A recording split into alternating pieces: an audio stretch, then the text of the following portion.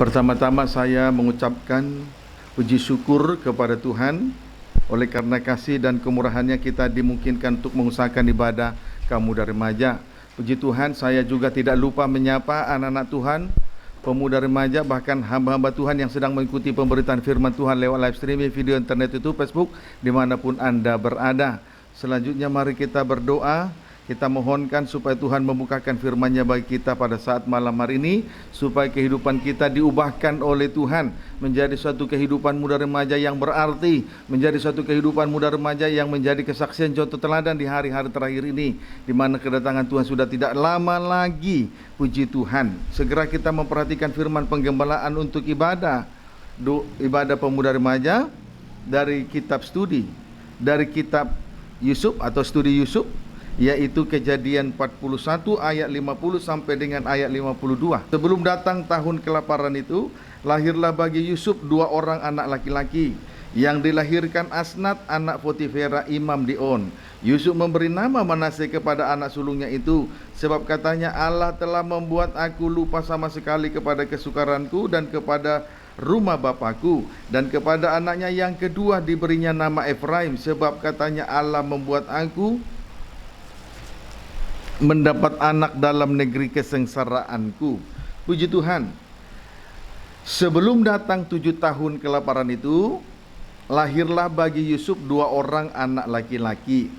Yang sulung bernama Manasye, yang kedua bernama Efraim. Selanjutnya mari kita simak arti rohani kedua anak laki-laki Yusuf tersebut. Selanjutnya mari kita simak arti rohani kedua nama anak laki-laki Yusuf tersebut, dimulai dari anak yang sulung, yakni Manasye. Manasye artinya Allah telah membuat Yusuf lupa sama sekali terhadap 2 perkara. Manasye artinya Allah telah membuat Yusuf lupa sama sekali terhadap 2 perkara, yaitu 1. Yusuf lupa kepada kesukarannya. 2. Yusuf lupa kepada rumah bapaknya. Manasye artinya Allah telah membuat Yusuf lupa sama sekali terhadap 2 perkara. 1. Yusuf lupa kepada kesukarannya. 2. Yusuf lupa kepada rumah bapaknya. Saat ini kita sedang memperhatikan kesukaran Yusuf yang dibagi dalam 3 fase. Yang pertama, saat ini kita sedang memperhatikan kesukaran Yusuf yang dibagi dalam 3 fase. Yang pertama, Yusuf tinggal bersama dengan saudara-saudaranya. Kejadian 37. Hal itu sudah disampaikan beberapa waktu yang lalu, tahun-tahun yang lalu. Yang kedua, Yusuf tinggal di rumah Potifar. Kejadian 39. Puji Tuhan. Yang ketiga, Yusuf berada di dalam penjara. Kejadian 40. Kita masih berada pada fase yang kedua. Yakni Yusuf di rumah Potifar. Oleh sebab itu, kita segera memperhatikan Kejadian 39 ayat 6 bagian B. Kejadian 39 ayat 6 bagian B, demikian firman Tuhan. Adapun Yusuf itu manis sikapnya dan elok parasnya. Puji Tuhan. Jadi, adapun Yusuf itu manis sikapnya dan elok parasnya. Saudara, ketentuan firman Allah terhadap sidang mempelai Tuhan ialah manis sikapnya dan elok parasnya. Ketentuan firman Allah terhadap sidang mempelai Tuhan ialah manis sikapnya dan elok parasnya. Mengapa demikian? Nah, ini menjadi pertanyaan. Mengapa demikian? Karena sidang mempelai Tuhan tidak boleh ada cacat dan celanya. Tidak boleh bercacat celah. Amin. Tidak boleh ada cacat celah. Berarti harus sempurna. Itulah yang disebut manis sikapnya, elok parasnya. Puji Tuhan. Kidung Agung 4. Mari kita lihat sebagai pembuktiannya di dalam Kidung Agung 4. Kidung Agung 4 ayat 1 sampai dengan ayat yang ke-7. Kidung Agung 4 ayat 1 sampai dengan ayat yang ke-7. Perikopnya, mempelai laki-laki memuji mempelai perempuan. Ayat 1. Lihatlah, cantik engkau manisku, sungguh cantik engkau. Bagaikan merpati matamu di balik telukungmu, rambutmu bagaikan kawanan kambing yang bergelombang turun dari pegunungan Gilead. Gigimu bagaikan kawanan domba yang baru saja dicukur, yang keluar dari tempat pembasuhan, yang beranak kembar semuanya, yang tak beranak tak ada. bagaikan seutas pita kirmisi bibirmu dan elok mulutmu, bagaikan belahan buah delima pelipismu di balik telukungmu. Lehermu seperti menara Daud, dibangun untuk menyimpan senjata. 1000 perisai tergantung padanya, dan gada para pahlawan semuanya. Ayat 5. Seperti 2 anak rusa buah dadamu, seperti anak kembar kijang yang tengah makan rumput di tengah-tengah bunga bakung. Sebelum angin senja berhembus dan bayang-bayang menghilang, aku ingin pergi ke Gunung Mur dan ke Bukit Kemenyan. Ayat 7. Engkau cantik sekali manisku, tidak ada cacat celah padamu. Puji Tuhan. Haleluya. Di sini kita perhatikan mempelai laki-laki memuji mempelai perempuannya. Mempelai laki-laki memuji mempelai perempuannya karena mempelai perempuan itu cantik. Dengan lain kata, manis sikapnya, elok parasnya. Di sini kita melihat mempelai laki-laki memuji mempelai perempuan. Mengapa? Karena mempelai perempuan itu cantik. Dengan lain kata, manis sikapnya, elok parasnya, sama dengan tanpa cacat dan celah, sama dengan sempurna adanya. Persis seperti peti dari tabut perjanjian yang memang terbuat dari kayu penaga, tetapi telah disalut dengan emas luar maupun dalam. Arti rohaninya, saudaraku, kedudukan dari mempelai perempuan Tuhan sudah sederajat dengan mempelai laki-laki surga. Kerohanian daripada mempelai perempuan sederajat dengan mempelai laki-laki surga. Luar dalam, lahir batin. Puji Tuhan. Sehingga dengan demikian kelak layak bersanding dengan mempelai laki-laki surga di dalam pesta nikah anak domba. Itulah sasaran akhir dari perjalanan rohani kita di atas muka bumi ini. Selanjutnya, adapun kelebihan-kelebihan dari mempelai Tuhan, mempelai perempuan itu, mempelai perempuan sehingga ia mendapat pujian dari mempelai laki-laki, antara lain puji-pujian mempelai laki-laki kepada mempelai perempuan antara lain: 1. Mata, 2. Rambut, 3. Gigi, 4. Bibir atau mulut, 5. Pelipis, 6. Leher, 7. Buah dada. Puji Tuhan, semuanya itu telah diterangkan. Semuanya itu telah diterangkan. Puji Tuhan. Tetapi mari kita kembali membaca Kidung Agung 4 ayat 6 bagian B secara khusus. Kidung Agung 4 ayat 6 bagian B. Kita kembali memperhatikan Kidung Agung 4 ayat 6 bagian B, namun dibaca secara keseluruhan. Sebelum angin senja berembus dan bayang-bayang menghilang, aku ingin pergi ke Gunung Mur dan ke Bukit Kemenyan. Puji Tuhan. Di sini bagian B, kalimat bagian B, aku ingin pergi ke Gunung Mur dan ke Bukit Kemenyan. Kalimat pada bagian B, aku ingin pergi ke Gunung Mur dan ke Bukit Kemenyan. Puji Tuhan. Saudara, kalimat ini menjelaskan kepada kita tentang kerendahan hati dari mempelai laki-laki, sehingga menjadi contoh teladan yang baik bagi kita sedang mempelainya. Puji Tuhan. Kalimat ini menjelaskan kepada kita tentang kerendahan hati dari mempelai laki-laki, sehingga menjadi contoh teladan yang baik bagi kita sedang mempelainya. Puji Tuhan. Mari kita saling merendahkan diri satu dengan yang lain, supaya menjadi dan juga nanti menjadi contoh teladan bagi yang lain. Kemudian perlu untuk diketahui, orang yang rendah hati ialah juga orang yang murah hatinya. Amin, saudaraku. Adalah orang yang murah hati. Kalau tidak rendah hati, tidak murah hati. Kiranya dapat dipahami dengan baik. Mari kita lihat sejenak tentang kerendahan hati di dalam Matius pasal 23. Injil Matius 23. Injil Matius 23 ayat 10 sampai dengan ayat 12, demikian firman Tuhan. Janganlah pula kamu disebut pemimpin, karena hanya satu pemimpinmu, yaitu Mesias. Barang siapa terbesar di antara kamu, hendaklah ia menjadi pelayanmu. Dan barang siapa meninggikan diri, ia akan direndahkan. Dan barang siapa merendahkan diri, ia akan ditinggikan. Puji Tuhan. Barang siapa terbesar, hendaklah ia menjadi pelayan. Barang siapa terbesar, hendaklah ia menjadi pelayan. Berarti pemimpin adalah pelayan. Berarti pemimpin itu adalah pelayan. Dengan lain kata, mengambil rupa seorang hamba. Berarti merendahkan diri di dalam melayani Tuhan dan melayani pekerjaan Tuhan. Itulah seorang pemimpin. Pemimpin itu pelayan. Berarti kalau pemimpin adalah pelayan, berarti seorang pemimpin harus merendahkan diri di dalam melayani pekerjaan Tuhan. Jangan sampai salah mengerti. Karena banyak saya melihat di hari-hari terakhir ini, menjadi hamba Tuhan tujuannya untuk menjadi pemimpin. Ini kesalahan yang besar. Dahulu waktu dia masih sidang jemaat, dia rendah hati. Setelah menjadi hamba Tuhan, menjadi pemimpin, mengambil rupa seorang Tuhan, bukan lagi mengambil rupa seorang hamba. Itu suatu kekeliruan yang fatal. Dan itu saya lihat sendiri dengan mata kasat mata saya sendiri. Puji Tuhan. Haleluya. Tetapi perlu untuk diketahui, barang siapa merendahkan diri, ia akan ditinggikan. Perlu untuk diketahui barang siapa, jadi jangan malu untuk menjadi seorang yang rendah hati di dalam melayani Tuhan.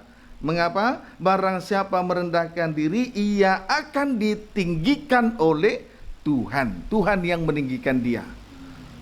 Tetapi orang yang meninggikan diri direndahkan Tuhan. Tetap sebaliknya, orang yang merendahkan diri ditinggikan oleh Tuhan. Kemudian tempat yang tinggi di dalam Alkitab, tempat yang tinggi di dalam Alkitab hanya ada dua. Ya, kemudian tempat yang tinggi di dalam Alkitab, tercatat di dalam Alkitab hanya ada dua, yakni satu Bukit Joljuta, dua Gunung Sion. Tempat yang tinggi hanya ada dua, tercatat di dalam Alkitab, satu Bukit Joljuta, dua Gunung Sion. Puji Tuhan. Haleluya. Istri pertama, Bukit Joljuta menunjuk sengsara salib. Bukit Joljuta menunjuk sengsara salib, sama dengan kehendak Allah terlaksana. Puji Tuhan. Saudaraku, memikul salib di tengah ibadah dan pelayanan menunjukkan bahwa kita sedang berada di berada di tempat yang tinggi. Sebab itu jangan malu jangan malu merendahkan diri, jangan malu ketika kita hidup di dalam mempertahankan kesucian, jangan malu untuk berada di dalam tahbisan yang benar. Jangan malu merendahkan diri, jangan malu di dalam tahbisan yang benar. Itu tempat yang tinggi, itu adalah Bukit Joljuta. Sebab itu tidak boleh gengsi. Memang tidak boleh gengsi untuk beribadah, untuk melayani Tuhan. Tidak boleh pertahankan harga diri. Kalau orang masih pertahankan harga dirinya sampai kiamat, sampai Tuhan datang, ia tidak akan pernah ada di Bukit Joljuta. Padahal kita tahu, untuk berada di tempat tinggi yang satu, di Gunung Sion sebagai tempat yang tinggi yang kedua, dimulai dari Bukit Joljuta. Di balik salib Tuhan nyatakan kemuliaan, di balik kemuliaan Tuhan nyatakan salib. Itu sama, seiring sejalan. Jadi orang yang masih mempertahankan harga diri, masih dikuasai roh gengsi, sampai kapanpun dia tidak akan pernah ada di tempat yang tinggi. Sebab itu, siapa yang meninggikan diri akan direndahkan Tuhan. Tapi kalau kita rendah hati, melayani dalam tabisan yang baik, yang benar, yang suci, rendah hati di dalam memikul salib di tengah ibadah, dia berada di tempat yang tinggi. Amin, saudara. Puji Tuhan. Pilih mana, tempat rendah atau tempat yang tinggi? Jangan bodoh. Kadang-kadang memang perasaan ini yang membuat manusia jadi bodoh.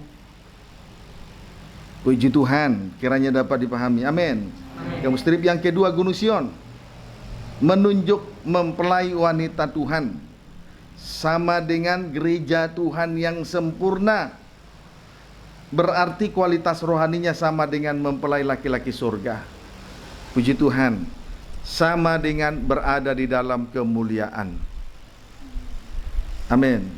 sama dengan berada di dalam kemuliaan. Puji Tuhan. Haleluya. Ciri bercahaya kemuliaan. Ciri bercahaya kemuliaan ialah transparan. Luar dalam sama. Tampil apa adanya. Tidak ada lagi yang ditutupi. Itu ciri bercahaya kemuliaan. Amin. Ciri bercahaya kemuliaan, transparan, luar dalam sama, tampil apa adanya, tidak ada lagi yang ditutupi. Itu ciri dari bercahaya kemuliaan, dan itu terpancar dari wajah masing-masing. Itu terpancar dari wajah masing-masing. Kiranya dapat dipahami dengan baik. Itulah sedikit tentang kerendahan hati dari mempelai laki-laki surga, sehingga menjadi contoh teladan kepada mempelai perempuannya. Dan contoh ini harus kita ikuti. Teladan dari mempelai laki-laki harus diikuti. Jangan ikuti cara manusiawi dengan perasaan yang bodoh. Amin. Puji Tuhan. Kita kembali membaca Kidung Agung 4 ayat 6 bagian B. Puji Tuhan. 6b. Perhatikan. Aku ingin pergi ke Gunung Mur dan ke Bukit Kemenyan. Dari kalimat ini kita dapat melihat dua hal. Ya. Bagian B ini, dari kalimat bagian B ini kita dapat melihat dua hal, yakni satu, aku ingin pergi ke Gunung Mur. Dua, ke Bukit Kemenyan. Ya. Aku ingin pergi ke Gunung Mur. Dua, aku ingin pergi ke Bukit Kemenyan. Ya, bagian B, kalimat pada bagian B dibagi menjadi dua bagian. Satu, aku ingin pergi ke Gunung Mur. Dua, aku ingin pergi ke Bukit Kemenyan. Amin. Kita, ya puji Tuhan. Sejenak kita lihat dulu tentang aku ingin pergi ke Gunung Mur. Tentang aku ingin pergi ke Gunung Mur. Gunung Mur berarti Gunung Joljuta. Gunung Mur berarti Gunung Joljuta, menunjuk Gunung Joljuta di mana anak domba Allah telah mencurahkan darahnya yang suci, telah mencurahkan darahnya yang suci atas kita, atas kehidupan kita masing-masing. Mur adalah getah yang berbau harum yang keluar dari pohon mur dengan cara melukai kulit batang pohon mur itu sendiri terlebih dahulu. Setelah kulit batang pohon mur itu dilukai, maka mengalir keluar getah mur itu sendiri. Getah mur itu berbau harum keluar dari pohon mur setelah dilukai dulu. Amin. Jelas ini merupakan gambaran dan bayangan dari sengsara Yesus anak Allah di atas kayu salib. Jelas ini merupakan gambaran dan bayangan dari sengsara Yesus anak Allah di atas kayu salib. Yesus Kristus telah dilukai dari kepala sampai ujung kakinya, bahkan punggungnya terlukai oleh cambukan, sehingga darahnya yang suci itu keluar mengalir dari luka-luka yang hebat itu atas kita semua. Amin. Pendeknya, Yesus rela menderita dan rela menanggung sengsara di atas kayu salib karena dosa manusia. Dan itu telah dinubuatkan oleh Yesaya pasal 53 ayat 1 dan seterusnya. Kiranya dapat dipahami dengan baik. Haleluya. Hal ini telah disampaikan 2 minggu berturut-turut. Aku hendak pergi ke Gunung Mur. Itu telah disampaikan 2 minggu berturut-turut, dan tentu kita semua diberkati. Amin. Puji Tuhan.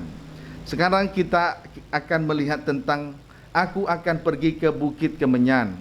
Aku akan pergi ke Bukit Kemenyan. Bukit Kemenyan artinya, berada di Bukit Kemenyan artinya berada pada puncak kerohanian. Itu arti rohaninya, berada pada puncak kerohanian. Ya, itu doa penyembahan. Itu puncak rohani kita masing-masing. Doa penyembahan. Bukit Kemenyan, berada di Bukit Kemenyan berarti berada pada puncak rohani, yaitu doa penyembahan. Puji Tuhan.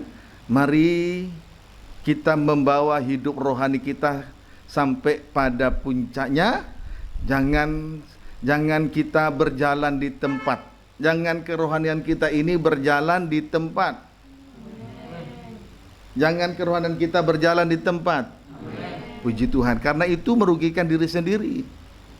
Merugikan diri sendiri.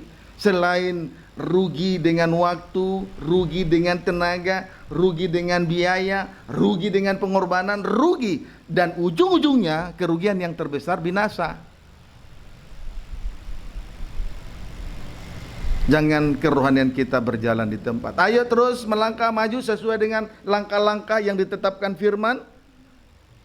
Dan kita dibawa sampai kepada puncak kerohanian kita. Doa, penyembahan. Itu sebabnya Yesus berkata, mempelai laki-laki berkata kepada mempelai perempuan, aku hendak pergi ke gunung Kemenyan. Ini teladan yang ditinggalkan bagi kita, supaya kita juga pergi ke gunung Kemenyan. Supaya kita juga pergi ke gunung Kemenyan. Puji Tuhan. Kiranya dapat dipahami dengan baik. Wahyu 8 ayat 3 sampai 4.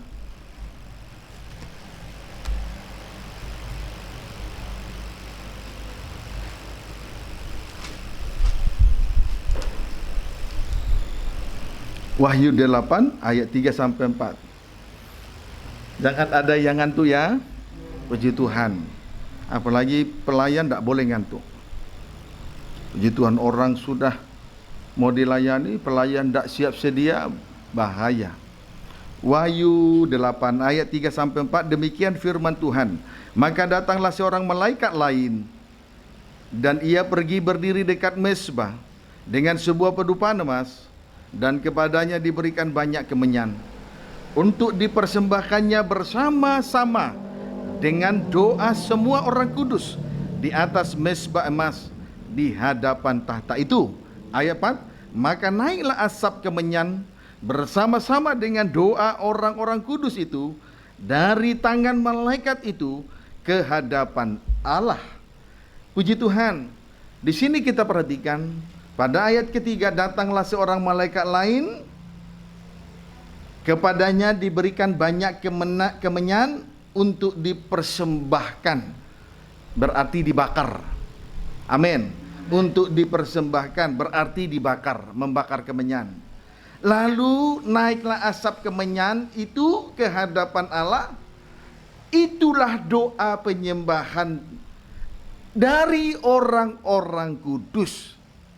Puji Tuhan, itulah doa penyembahan dari orang-orang kudus. Puji Tuhan, doa penyembahan itu bagaikan asap dupa kemenyan yang naik, membumbung tinggi sampai kepada hadirat Allah. Puji Tuhan, haleluya. Itulah doa penyembahan. Itulah puncak, dan doa penyembahan itulah puncak rohani kita, dibawa sampai kepada hadapan Allah. Puji Tuhan. Kiranya dapat dipahami dengan baik. Injil Matius 26.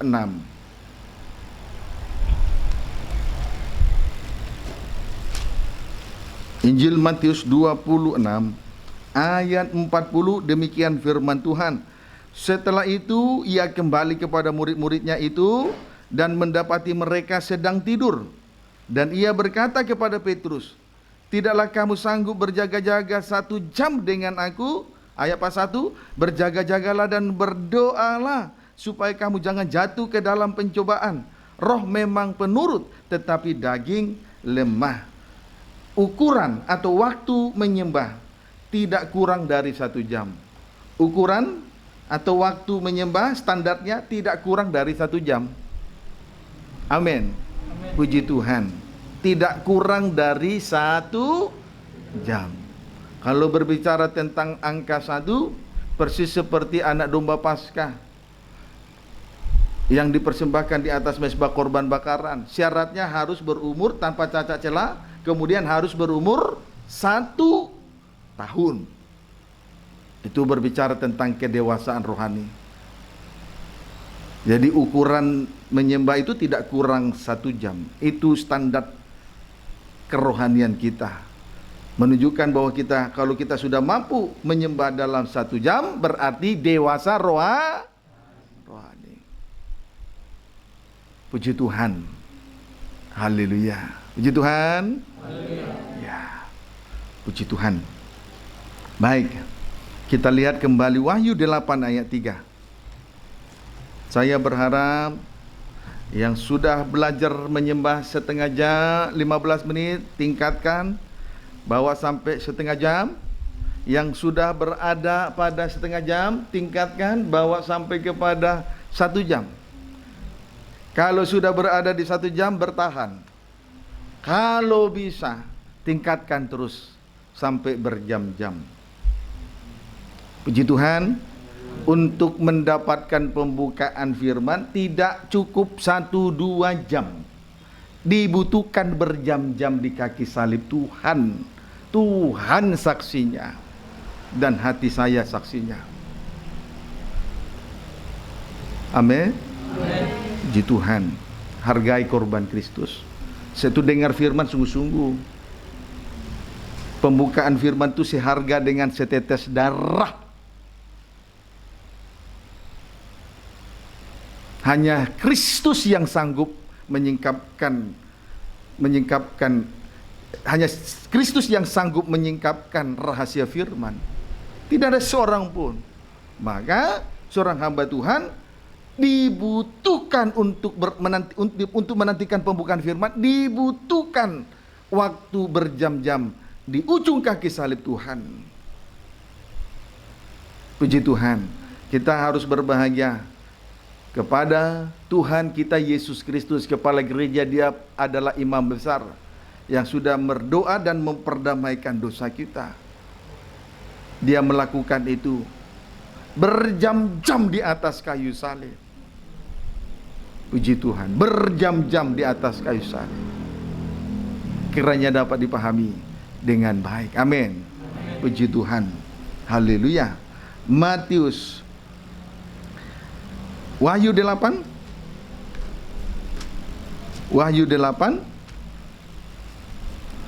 ayat 3. Wahyu 8 ayat 3. Maka datanglah seorang malaikat lain, dan ia pergi berdiri dekat mezbah dengan sebuah pedupaan emas, dan kepadanya diberikan banyak kemenyan untuk dipersembahkannya bersama dengan doa semua orang kudus di atas mezbah emas di hadapan tahta itu. Kepada malaikat yang kuat ini, tidak lain tidak bukan, itu jelas menunjuk kepada pribadi Yesus Kristus. Dia adalah imam besar. Kepadanya diberikan banyak kemenyan. Ya. Kepada malaikat yang kuat ini diberikan banyak kemenyan. Artinya hidup dalam doa penyembahan yang besar, sama dengan mezbah dupa besar, sama dengan hidup dalam doa penyembahan yang besar. Mengapa kita harus menjadi mezbah dupa besar? Atau mengapa kita harus hidup di dalam doa penyembahan yang besar? Karena hari-hari ini adalah hari-hari yang jahat. Dunia ini sudah berada pada puncaknya kegelapan. Dunia ini sudah tidak lagi karu-karuan. Sebab itu kita harus menjadi mezbah dupa besar. Kita harus hidup dalam doa penyembahan yang besar. Puji Tuhan, kiranya dapat dipahami dengan baik. Karena hari-hari ini adalah hari-hari yang lihat saja, mudah sekali orang terseret kepada kenajisan. Itu tandanya hari ini hari yang jahat. Kalau kita tidak hidup dalam doa penyembahan yang besar, tidak menjadi mezbah dupa besar, tidak tertutup kemungkinan menjadi mangsanya iblis atau setan, roh jahat dan roh najis. Kiranya dapat dipahami dengan baik. Matius pasal 4. Injil Matius 4 ayat 8 sampai 10. Injil Matius 4 ayat 8 sampai dengan ayat 10. Demikian firman Tuhan. Dan iblis membawanya pula ke atas gunung yang sangat tinggi, dan memperlihatkan kepadanya semua kerajaan dunia dengan kemegahannya dan berkata kepadanya, semua itu akan kuberikan kepadamu jika engkau sujud menyembah aku. Maka berkatalah Yesus kepadanya, enyahlah iblis, sebab ada tertulis, engkau harus menyembah Tuhan Allahmu dan hanya kepada Dia sajalah engkau berbakti. Puji Tuhan, kalau kita hidup di dalam doa penyembahan yang besar, terlepas dari daya tarik bumi. Terlepas dari daya tarik bumi. Puji Tuhan. Sebab di sini kita melihat ular atau iblis itu membawa Yesus Kristus ke atas gunung yang tinggi. Dari situlah iblis memperlihatkan kerajaan dunia dan kemegahannya. Dan itu akan diberikan kepada Yesus Kristus dengan syarat apabila Yesus menyembah iblis setan. Tetapi karena Yesus anak Allah hidup dalam penyembahan yang besar, misbah dupa besar, dia terlepas dari daya tarik bumi. Ia tidak tertarik dengan kerajaan dan kemegahan dunia ini sedikit pun. Puji Tuhan. Haleluya. Yang ada ini akan berlalu, tapi surga kekal selama-lama. Sebab itu kalau Tuhan ajar kita, Tuhan didik kita supaya kerohanian dengan langkah-langkah firman membawa kita sampai kepada puncak rohani, itu kemurahan. Sebab mengapa? Setan juga membawa Yesus naik ke atas gunung yang tinggi. Banyak gunung yang tinggi di atas muka bumi ini, tetapi hanya 2 gunung yang tinggi. Itulah Bukit Golgota dan Gunung Sion. Amin. Pengajaran salib dan pengajaran mempelai. Banyak gunung-gunung rumah Tuhan mengajarkan soal penyembahan, tapi arahnya kepada kerajaan dunia dan kemegahannya. Tapi pengajaran mempelai dan pengajaran salib membawa kita sampai pada puncak rohani, sampai derajat yang tinggi, hidup dalam doa penyembahan. Lihatlah, Yesus dia bawa ke tempat yang tinggi, gunung yang tinggi. Tapi ingat, jangan salah, hanya ada 2 gunung yang tinggi tercatat di Alkitab. Pengajaran salib Gunung Golgota dan Gunung Sion pengajaran mempelai. Haleluya. Puji Tuhan. Lihat, di gunung-gunung juga diajarkan berkat-berkat, tapi tidak sedikit pun mengajarkan untuk dibawa masuk dalam pesta nikah anak domba. Tidak sedikit pun membawa kehidupan rohani kita untuk sampai kepada puncak rohani. Doa penyembahan, tidak. Hanya bicara soal berkat yang lahiriah, kerajaan dunia dan kemegahannya. Itu adalah suatu pembodohan yang tidak disadari oleh gereja Tuhan di hari-hari terakhir ini. Tapi bersyukurlah kita dibawa Tuhan berada di gunung yang tinggi, gunung yang sesungguhnya Bukit Golgota dan Gunung Sion. Amin. Puji Tuhan. Jangan mau lagi disesatkan pikiran kita dari situ. Haleluya. Puji Tuhan. Nah, sekarang kita memperhatikan Wahyu 12.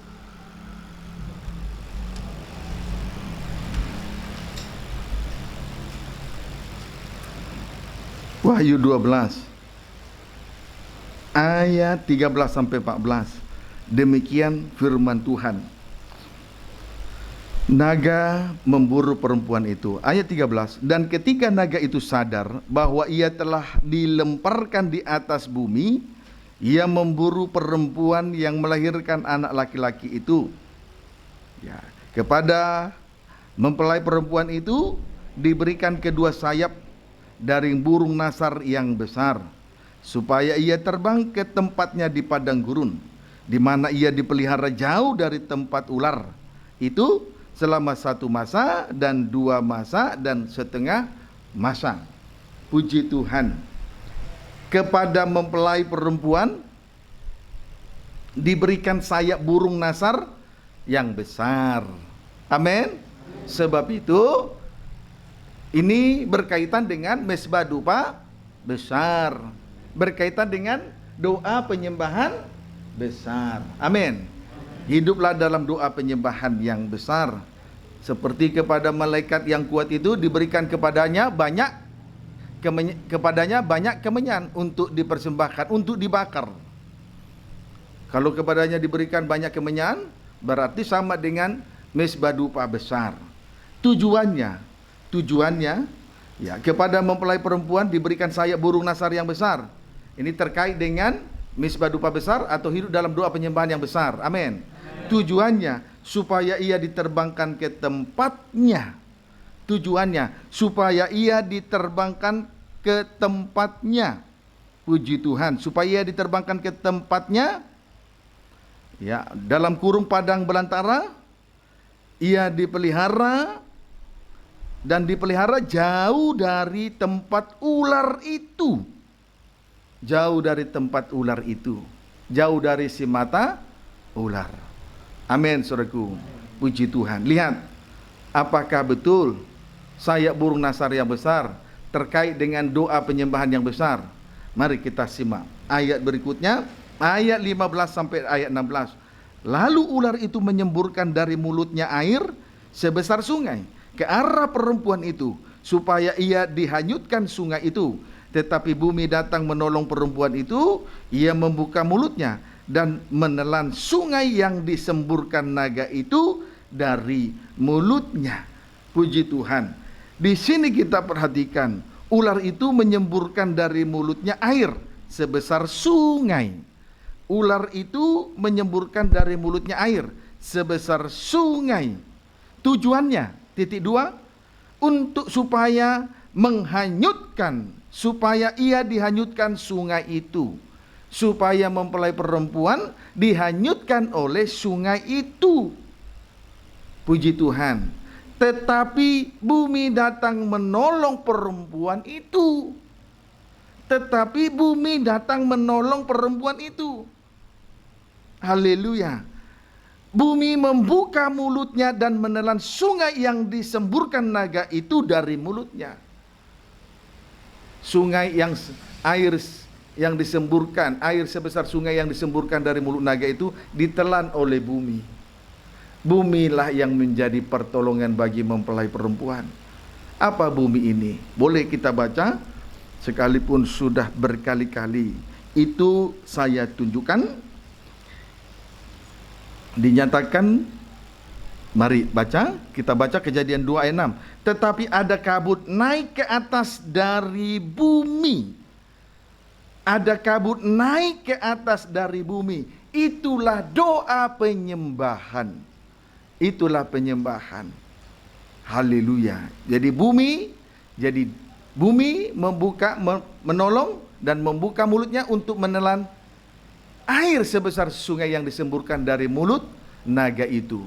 Jadi doa penyembahan adalah pertolongan bagi mempelai perempuan. Jadilah mezbah dupa besar. Hiduplah doa dalam doa penyembahan yang besar. Amin. Puji Tuhan. Haleluya. Kiranya dapat dipahami dengan baik. Nah, sekarang bandingkan dengan gereja yang tertinggal, dalam kurung tidak hidup dalam doa penyembahan, sama dengan tidak berada pada puncak rohani tutup kurung. Wahyu 12 ayat 17. Wahyu 12 ayat 17. Maka marahlah naga itu kepada perempuan itu, lalu pergi memerangi keturunannya yang lain, yang menuruti hukum-hukum Allah dan memiliki kesaksian Yesus. Ini gereja yang tertinggal. Gereja yang tertinggal hanya memiliki hukum-hukum Allah, sama dengan firman Allah, dan memiliki kesaksian Yesus. Itu sama dengan Roh Kudus. Tetapi kerohaniannya tidak sampai kepada puncaknya, atau tidak sampai kepada doa penyembahan. Kerohaniannya tidak sampai kepada doa penyembahan. Inilah yang menjadi sasaran daripada mata ular. Inilah yang menjadi korban daripada ular nanti.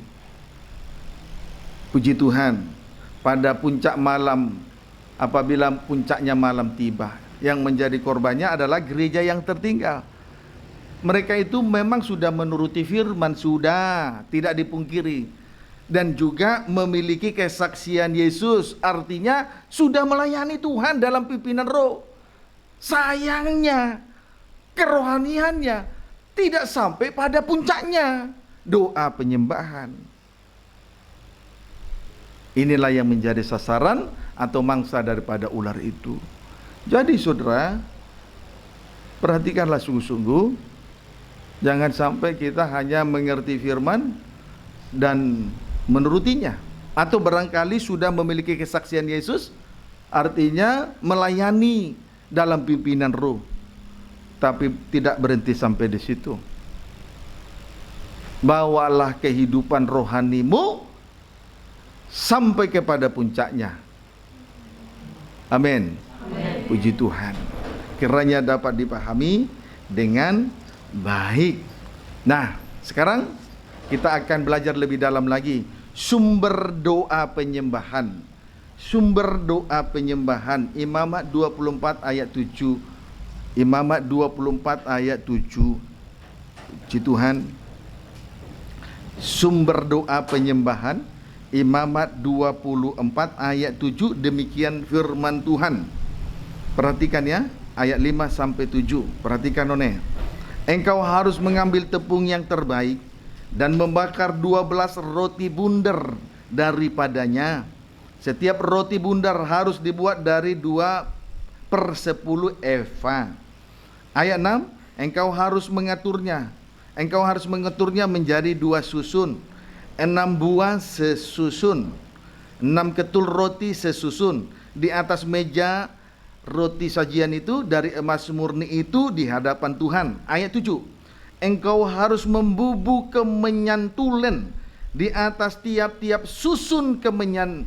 Itulah yang harus menjadi bagian ingat-ingatan roti itu, yakni suatu korban api-apian bagi Tuhan. Haleluya. Perhatikan di sini, membubuk kemenyan tulen ke atas roti sajian. Membubuk kemenyan tulen ke atas roti sajian, artinya firman Allah akan membawa kita sampai kepada doa penyembahan. Dengan lain kata, doa penyembahan itu didorong, ditopang oleh firman Allah. Doa penyembahan itu yang menopang kita, membawa kita sampai kepada doa penyembahan. Amin. Jangan sampai kita ada dalam penyembahan tapi tidak ditopang oleh firman. Itu sebabnya berkali-kali saya sampaikan, segala sesuatu yang kita kerjakan harus ditopang oleh firman. Termasuk kesaksian, ketika bersaksi harus ditopang oleh firman. Tidak boleh dengan pengertian, tidak boleh karena keinginan ini dan itu. Harus ditopang oleh firman. Termasuk penyembahan. Biarlah penyembahan itu membawa kita sampai ke, biarlah penyembahan itu ditopang oleh firman, atau firman itu membawa kita, langkah-langkah firman, ketetapan firman membawa kita sampai kepada doa penyembahan.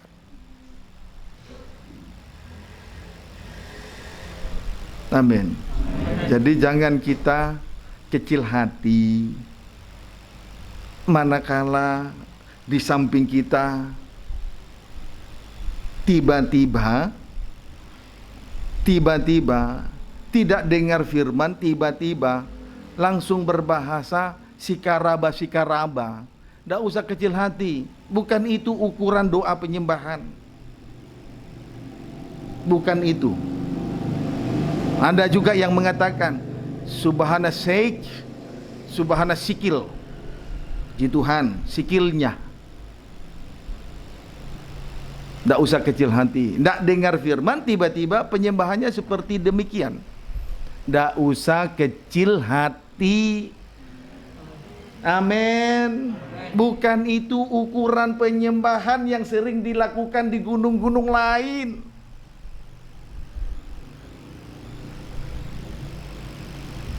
Puji Tuhan. Haleluya. Di gunung lain nanti arahnya kepada kerajaan dunia dan kemegahannya. Kasihan mereka.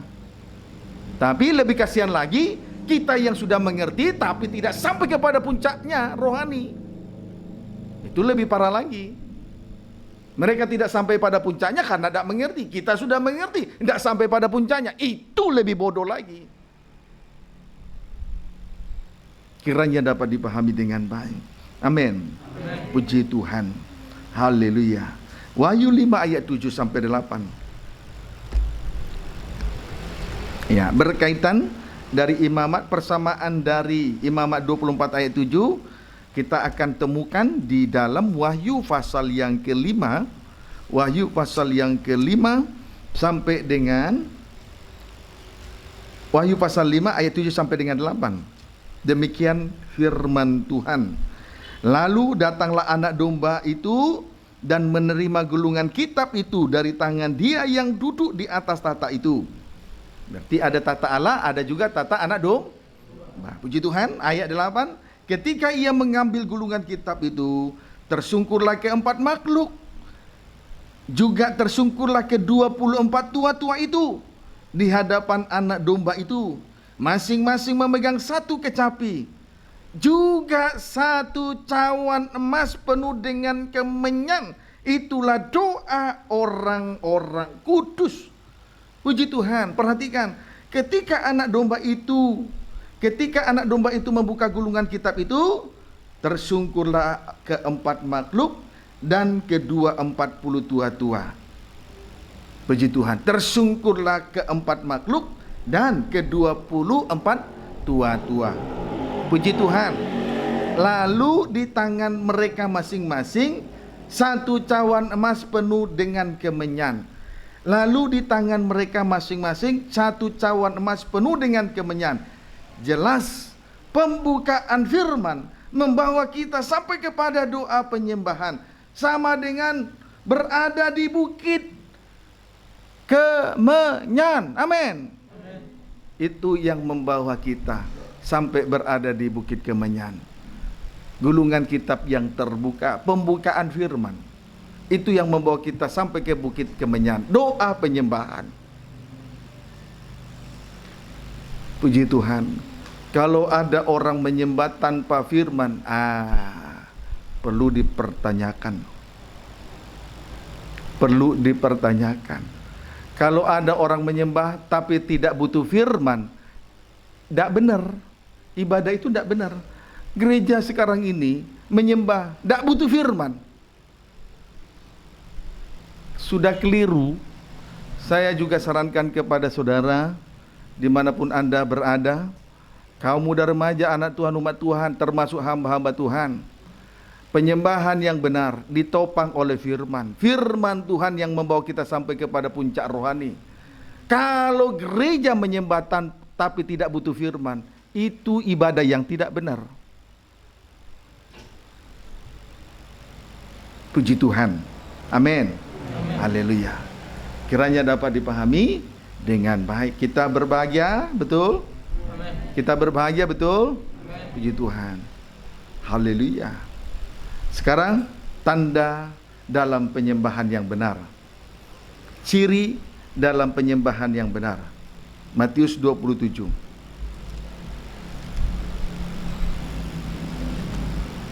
Matius 27 ayat 50. Demikian firman Tuhan.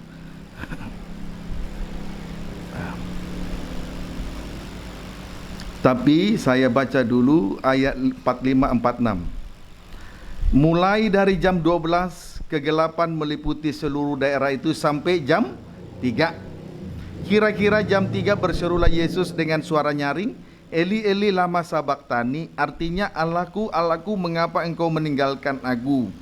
Puji Tuhan. Lihat ayat 50. Yesus berseru pula dengan suara nyaring, lalu menyerahkan nyawanya. Puji Tuhan. Penyembahan, ciri dari penyembahan yang benar, hidup di dalam penyerahan diri sepenuh kepada Allah. Setelah dia berkata, Eloi, Eloi lama sabachthani, artinya Allahku, Allahku, mengapa engkau meninggalkan aku? Barulah ia lalu setelah mengatakan itu, lalu menyerahkan nyawanya. Jadi penyembahan itu, tanda penyembahan yang benar adalah berada di dalam penyerahan diri sepenuh. Itu penyembahan. Jangan sampai kita menyembah berjam-jam tetapi tidak dalam penyerahan diri. Dapat dipahami? Itu kebodohan. Itu hanya aturan. Itu aturan manusia. Ciri dari penyembahan yang benar itu ada di dalam penyerahan diri sepenuh kepada Tuhan. Menyerah kepada kehendak Tuhan, taat kepada kehendak Tuhan. Apapun keputusan Bapa kepada anak, dia taat kepada keputusan Bapa. Menyerah sudah. Tidak membangkang. Dari situlah kita mengetahui bahwa Yesus anak Allah.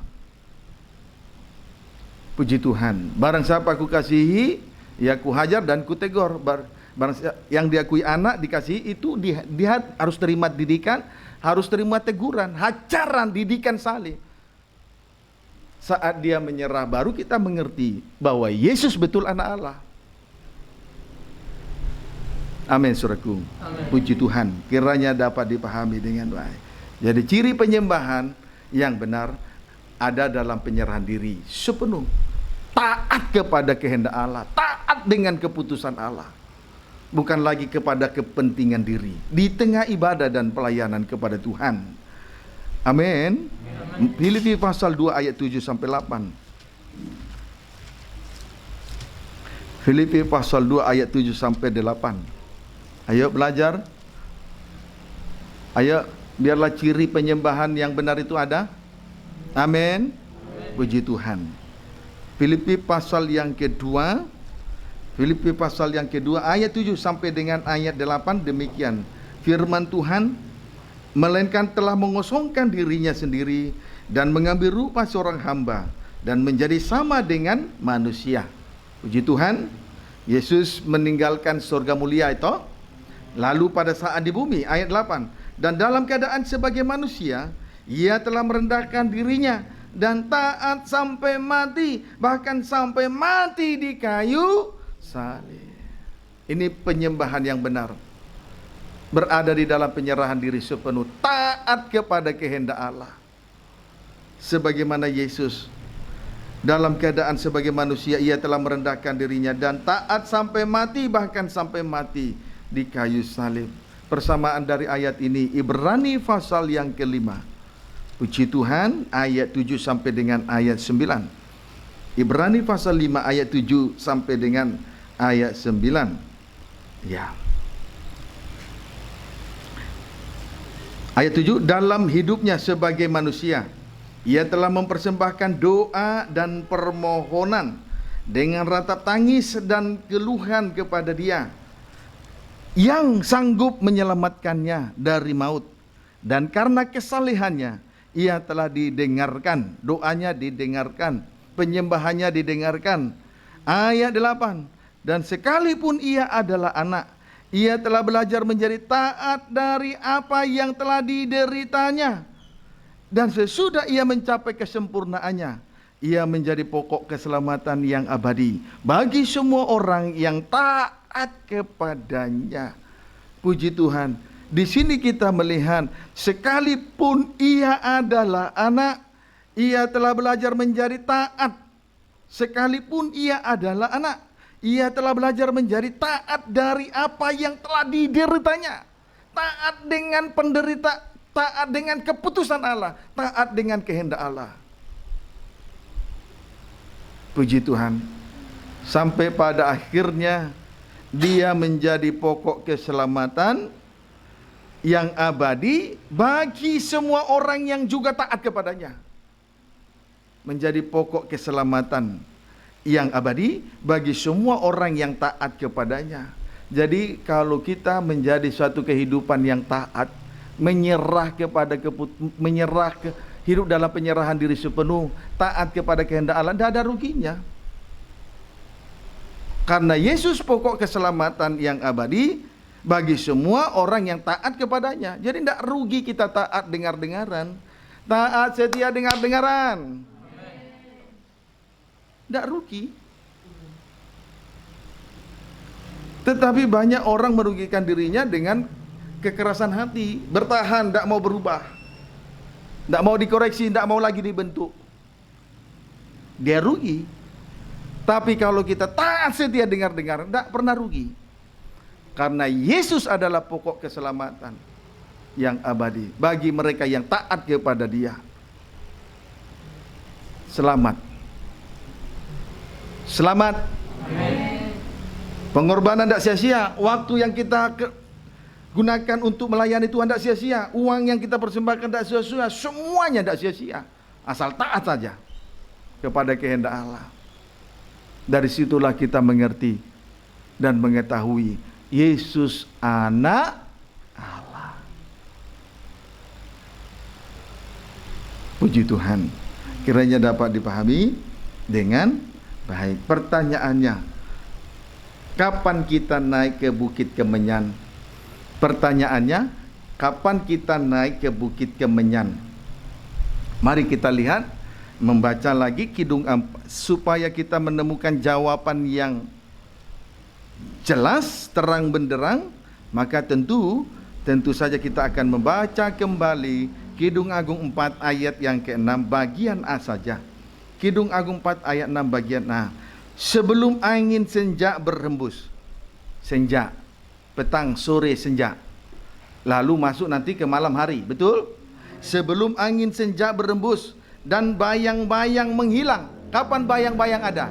Saat terang sinar serak, pada saat terik matahari atau terang bersih sinar. Jadi sebelum bayang menghilang. Jadi perhatikan di sini, sebelum angin senja berembus dan bayang-bayang menghilang. Puji Tuhan. Sama dengan sebelum malam tiba. Kapan kita naik ke Bukit Kemenyan? Jawabnya sebelum malam tiba. Puji Tuhan. Haleluya. Kiranya dapat dipahami dengan baik. Jangan sampai kita berada dalam kegelapan malam, puncaknya malam, tanpa doa penyembahan. Berada dalam kegelapan malam, tidak berada pada puncak rohani, celaka besar. Celaka besar. Puji Tuhan. Jadi kapan kita naik ke Bukit Kemenyan? Sebelum malam tiba. Amin. Sebelum puncak kegelapan itu tiba. Amin. Malam menunjuk puncaknya dosa. Malam menunjuk puncaknya dosa. Yaitu pada saat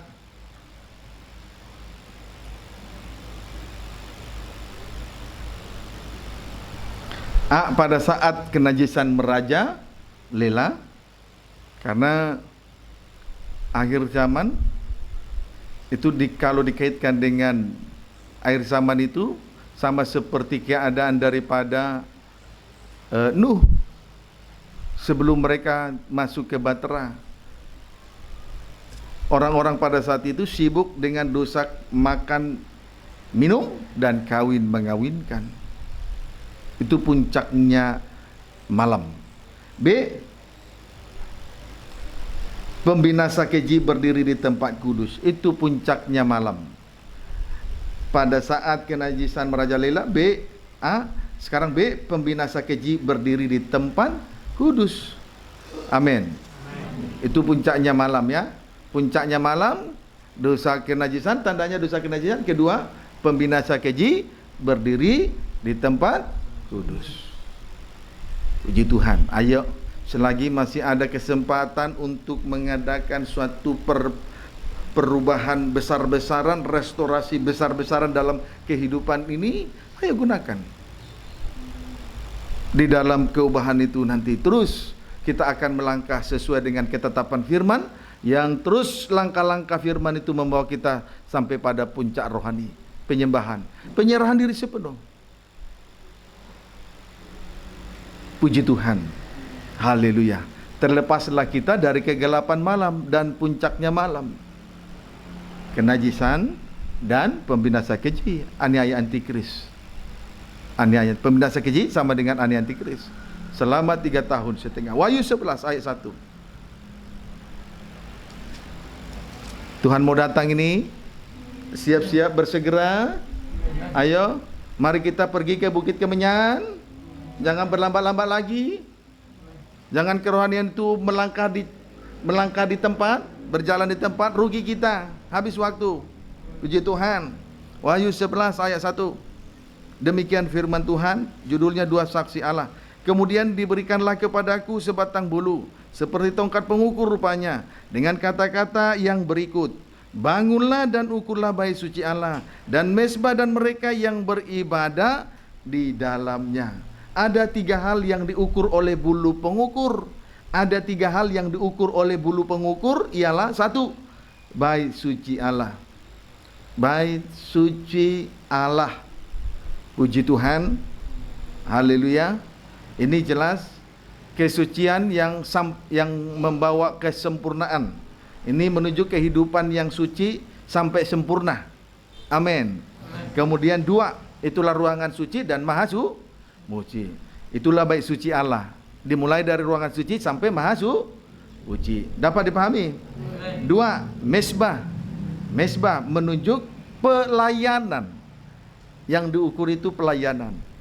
Haleluya. Tetapi perlu untuk diketahui, kalau melayani harus dengar-dengaran. Kalau melayani tanpa dengar-dengaran, ketika seseorang memperbanyak mezbah atau pelayanan itu akan semakin memperbanyak dosa. Puji Tuhan. Tapi yang pasti yang diukur adalah pelayanan.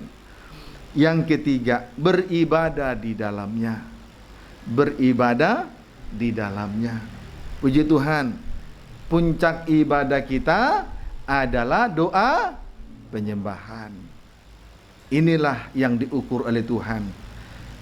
Kesucian yang sampai kepada kesempurnaan, kemudian pelayanan yang disertai dengan taat, setia, dengar-dengaran, beribadah yang memuncak sampai kepada doa penyembahan. Tandanya penyerahan diri sepenuh. Amin. Puji Tuhan. Nah, sekarang bandingkan ayat 2. Tetapi kecualikan pelataran bait suci yang di sebelah luar, janganlah engkau mengukurnya, karena ia telah diberikan kepada bangsa-bangsa lain, dan mereka akan menginjak-injak kota suci 42 bulan lamanya.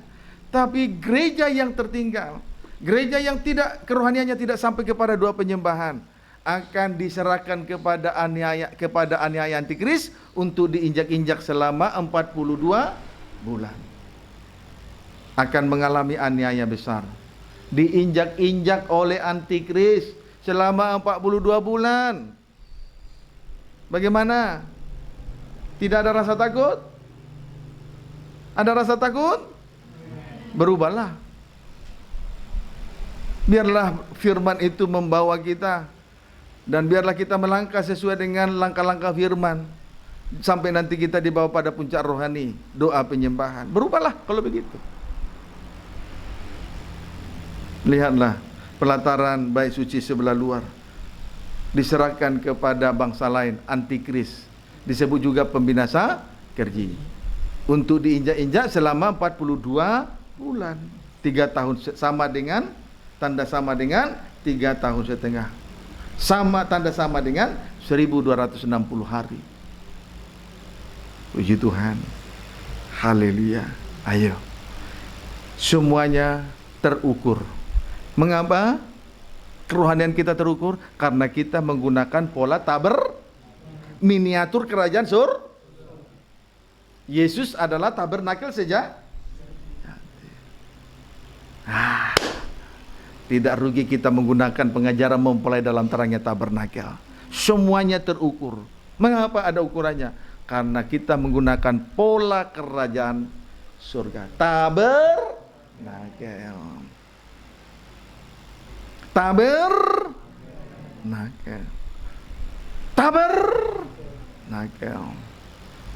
Puji Tuhan. Tabernakel. Ini bersyukur kepada yang 5 watt, dibangunkan oleh pengajaran mempelai. Amin. Puji Tuhan. Jadi jangan kira pengajaran mempelai itu memang betul cambuk, tapi dibangunkan kita. Puji Tuhan, kiranya dapat dipahami dengan baik. Ayat terakhir, Zakaria 2 ayat 1 sampai 2.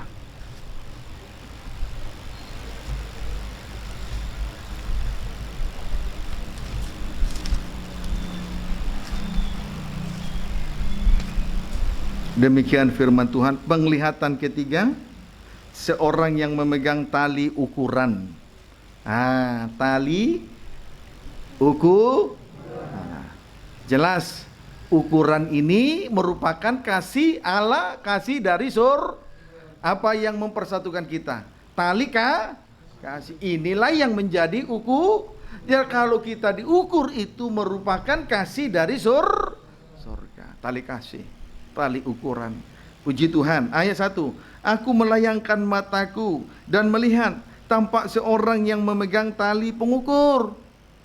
Puji Tuhan, diukur berarti itu merupakan kasih Allah, kasih surga. Amin.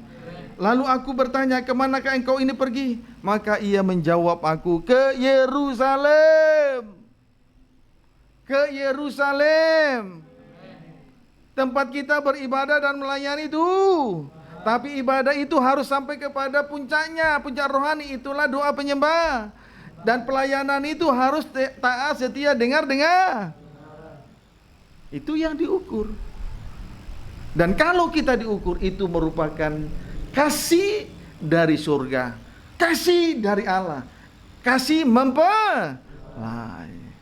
Kurang apa Tuhan baiknya menyatakan isi hatinya secara gamblang, supaya kehidupan kita ini diukur. Ternyata kehidupan yang diukur itu merupakan kasih dari surga, dari Allah. Bukan semata-mata membuat kita menderita. Kalau Tuhan ajar, didik sampai kita menjadi suatu kehidupan yang diukur, semata-mata itu bukan suatu tekanan dari Tuhan, tetapi itu merupakan kasih dari surga, dari Allah untuk kehidupan kita masing-masing. Amin. Supaya kita menjadi satu. Tali kasih itu gunanya mempersatukan dan menyempurnakan. Berarti kita diukur oleh tali kasih mempelai. Satu itu mempelai sempurna. Tuhan Yesus memberkati kita semua.